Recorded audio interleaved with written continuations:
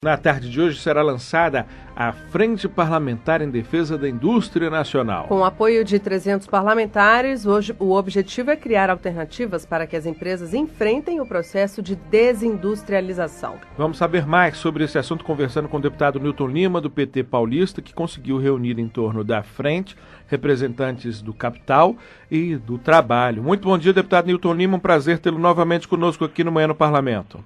Bom dia, Lincoln. Bom dia, Daniele. É um prazer falar com a Rádio Câmara num momento muito importante e delicado da vida nacional, quando todos os indicadores mostram uma perda de competitividade importante na indústria brasileira e um dos patamares mais baixos da participação da riqueza industrial dentro da riqueza nacional, ou seja, a relação da produção da indústria brasileira, sobretudo manufatureira, em relação ao PIB nacional, caiu a patamares de 40 anos atrás. Isso é extremamente preocupante. É evidente que isso é uma decorrência da macroeconomia internacional, particularmente da debacle europeia, mas é preciso que nós possamos, além de questões conjunturais que dizem respeito a câmbio, a juros, a folha de pagamento, a quaisquer outras questões de ordem conjuntural que são rigorosamente importantes, que nós possamos também discutir questões estruturantes que possam fortalecer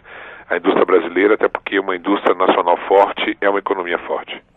Pois é, deputado, como o senhor falou logo no início, os números não mentem, né? A gente vive sim um processo de desindustrialização. Agora, os números não mentem, mas também não contam toda a verdade, né? É difícil saber ali quem está se desindustrializando, porque de fato está sendo vítima de uma Europa que consome menos, de um protecionismo muito grande das economias do centro do capitalismo, de uma guerra cambial, como o ministro Guido Mantega já colocou muitas vezes, que valoriza a nossa moeda além do que ela já estaria naturalmente se valorizando. Ou seja, quem é uma vítima que luta, né, contra esse efeito terrível, ou quem é uma vítima acomodada, né? Isso, como calibrar as políticas públicas, e eu acredito que esse seja um dos principais desafios que os senhores têm pela frente com essa frente parlamentar em defesa da indústria nacional, como calibrar as políticas públicas para não proteger aquele que está acomodado e que está aproveitando esse fenômeno para fazer lobby por vantagens, por privilégios.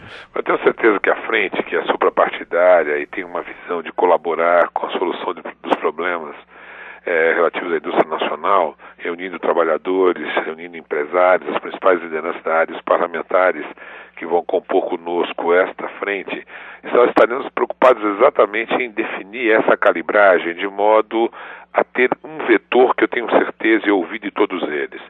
Nós não podemos de forma nenhuma aceitar quaisquer críticas a eventuais protecionismos do governo brasileiro, até porque seria uma carga imensa de cinismo, dado que todos nós sabemos que os Estados Unidos e a Europa em particular estão ampliando os seus mecanismos de proteção dos seus mercados e procuram acusar países emergentes de um protecionismo que, na verdade, as ações que temos feito e ainda precisamos fazer muito mais, é o que eu poderia chamar de uma legítima defesa ao ataque que nós estamos sofrendo, que a presidenta Dilma chamou de um tsunami, eu chamaria de dois. O primeiro tsunami é esse excesso de liquidez, esse volume extraordinário de euros que foram jogados no mercado para, por intermédio do mecanismo financeiro rentista, ajudar os países europeus a saírem da crise.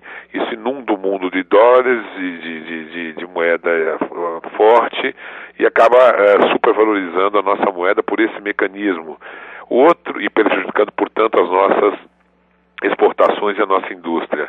O outro tsunami é o tsunami de mercado mesmo, de uma invasão de produtos que se associam aos produtos chineses a baixíssimo custo, que acabam levando a própria indústria brasileira ao paradoxo de estar importando hoje tanto que representa 2/3 das importações brasileiras às próprias indústrias nacionais, num círculo vicioso que precisa ser quebrado sob pena de a própria indústria nacional matar a indústria nacional.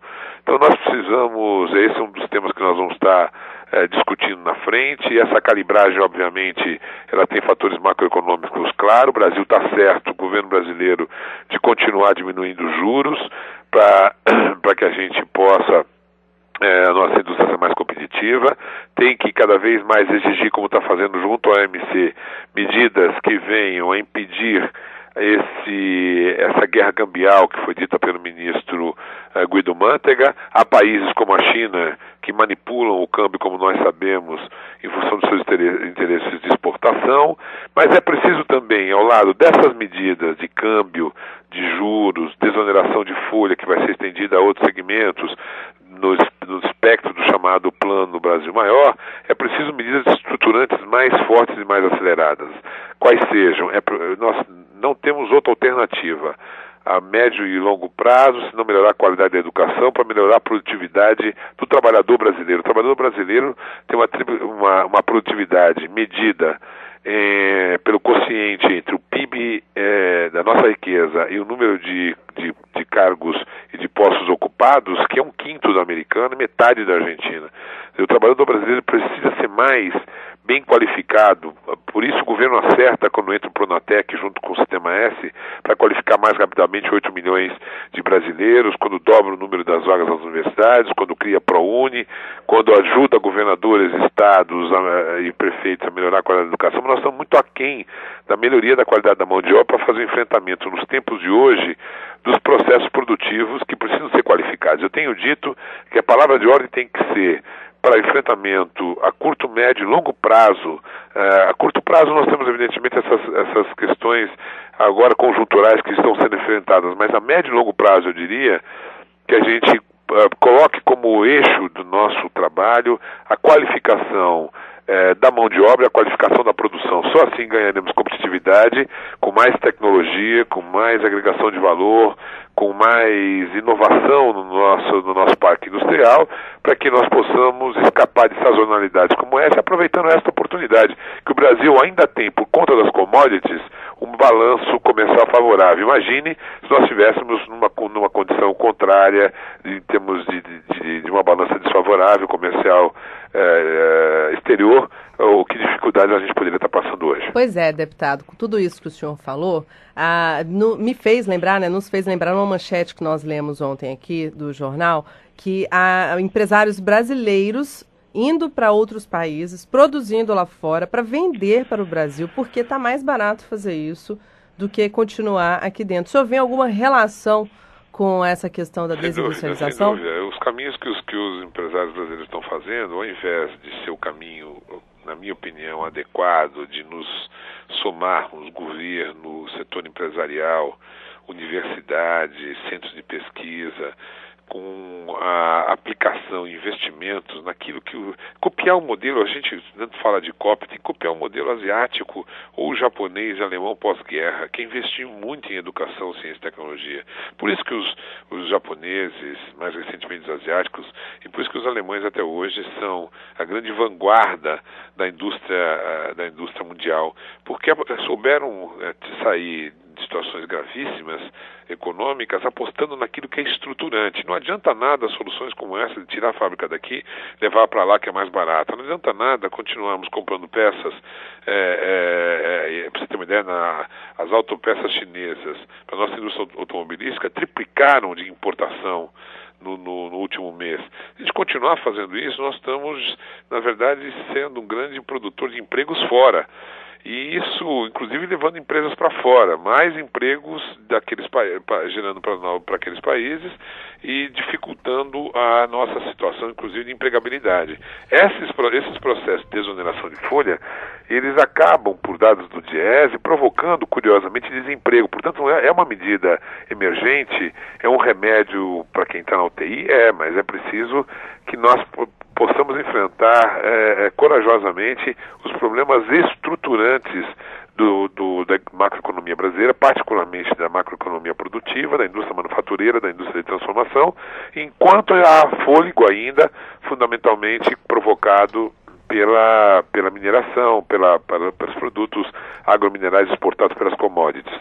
Penso eu que é a hora do parlamento brasileiro, além de tudo, ter coragem de falar que vai carimbar o dinheiro dos royalties e o dinheiro dos royalties, não só do petróleo, como do setor mineral, e defini-los, carimbá-los, vinculá-los para uma parte dele, para utilizar desses recursos, para utilização na melhoria da educação brasileira e na melhoria da nossa competitividade industrial com mais inovação agregada ao setor produtivo. O senhor está falando muito mais como presidente da Comissão de Educação do que como presidente da Frente Parlamentar. Porque as duas coisas estão vinculadas, sim, claro. Bem. Só não enxerga essa vinculação quem não quer, né? Então esses dados recentes, Lincoln, são absolutamente estarrecedores, né? E eu vou tentar ver se discuto isso na Comissão de Educação. Observe bem.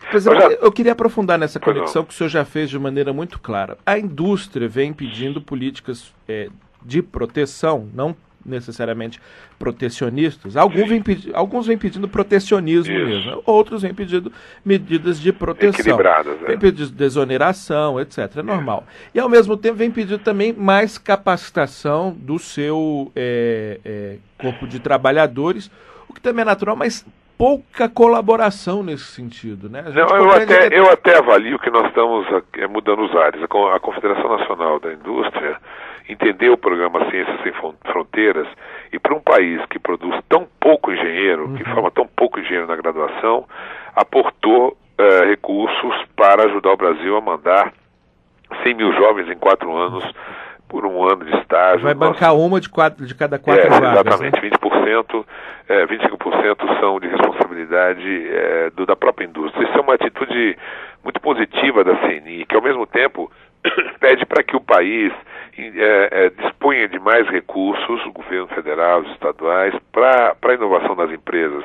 A presidenta Dilma deve, muito em breve, anunciar mais recursos para a carteira da FINEP, o que é muito importante, porque a gente está hoje numa relação de quase 2 para 3 pedidos para 1 autorizado, com bons projetos na FINEP. O BNDES tem que ser mais agressivo nisso também, porque capital de risco para inovação, ele é caro e, como o próprio nome diz, é risco mesmo. Pode dar certo como pode não dar. Muitas empresas, aquelas que tentam produzir conhecimento no Brasil, precisam da solidariedade e do apoio internacional como outros países fizeram. E ainda há pouca compreensão no Brasil de que todo erro é um acerto porque ensina um caminho, né? Ensina um caminho. Nós, na educação, voltando ao tema que você começava na sua pergunta, é claro que a educação constrói cidadania, é claro que ela constrói emancipação, isso é um papel fundamental da educação, mas ela também é fundamental como instrumento, como vetor de desenvolvimento econômico, Lincoln. Claro. E aí, essa competitividade medida e deixando o Brasil só à frente da Bolívia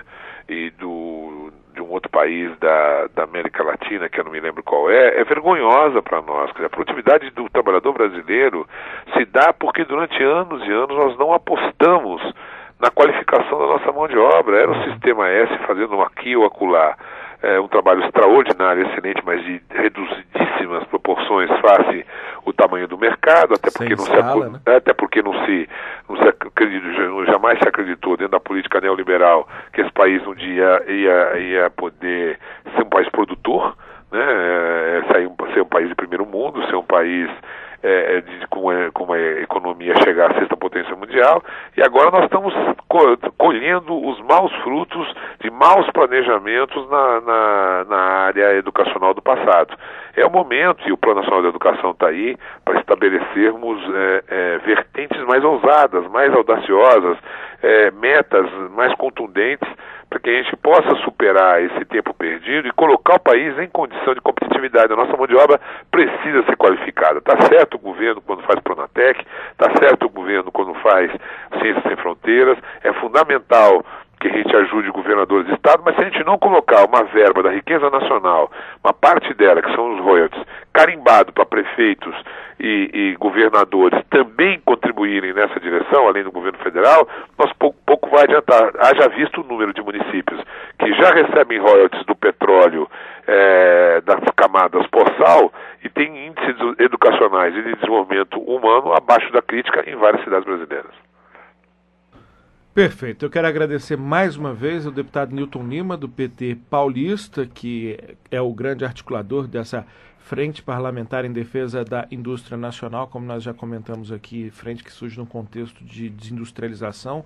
Os números são muito claros sobre isso e que, obviamente, conecta essa sua luta pela defesa da indústria com a outra luta que ele tem já demonstrado aqui nesse programa, está muito articulado, que é da educação. Ele que é ex-reitor, professor, doutor, foi cotado para o Ministério da Educação e agora preside a Comissão de Educação aqui da Câmara. Deputado, só uma última prestação de serviço. Onde e que horas ocorre o 15 horas no Salão Negro, com a presença do presidente da CNI, o presidente da Fiesp estará, o presidente das centrais sindicais, das principais centrais sindicais, os parlamentares que compõem, os presidentes das 3 comissões permanentes da Casa, que vão ser membros natos da frente, o presidente da Ciência e Tecnologia, da Comissão de Ciência e Tecnologia, o deputado Eduardo Azeredo, Márcio Reinaldo, do Desenvolvimento Econômico, Bala do Trabalho.